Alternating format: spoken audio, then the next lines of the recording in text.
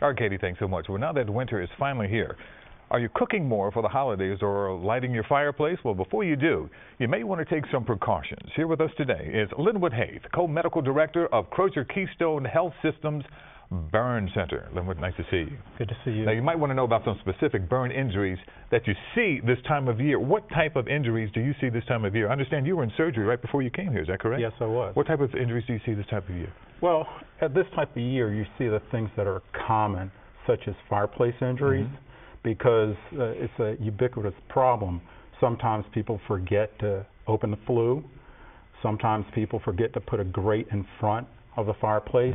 And when you have those windows in front of the fireplace, they're often hot. So we get many little children who put their palms up on those hot glass mantles on the fireplace. So there are ways to avoid these injuries, obviously long before they happen. People just have to be educated and be aware, correct? You have to be aware of that. Additionally, in the wintertime, we see a lot of house fires, so people have to check their smoke alarms and get rid of the clutter that's accumulated, have frequent fire drills to get out of the dwelling. What type of different techniques do you use for burn patients? Well, for instance, today there was a little child who was burned, scalded on both feet. Scald burns are very common, especially in children under 4 years old. So we have techniques where we apply a type of topical antibiotic on the wound, and we only have to apply it about once every week. This is a great revolution in burn care. For instance, five years ago, we had to put a topical antibiotic. Many people are aware of an antibiotic called Silvadene. It's sort of a white cream that has to be applied on a daily basis.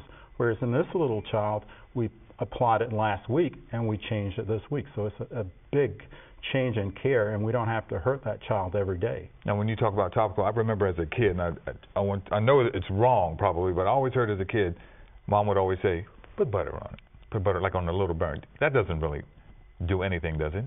Well, it cools it down. So there is some wisdom in that.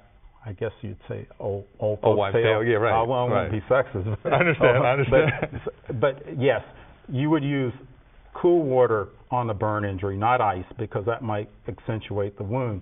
So you would simply try to cool down the zone of heating, and that would minimize the burn injury. What about long-term services as far as helping a patient out? What do you offer? Yes, we have at Crozer, we have a full array of reconstructive and rehabilitative surgery.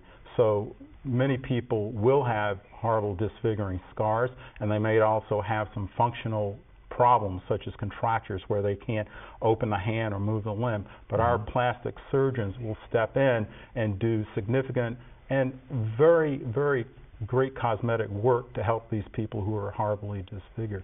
This is Linwood Hayes, Co-Medical Director of Crozer Keystone Health Systems Burn Center. Thank you so much for joining us and the insight. We appreciate it. Happy holidays to you. We appreciate it. For more information, visit our website at cbsphilly.com and click on Talk Philly. We're going to take a short break. We'll be right back.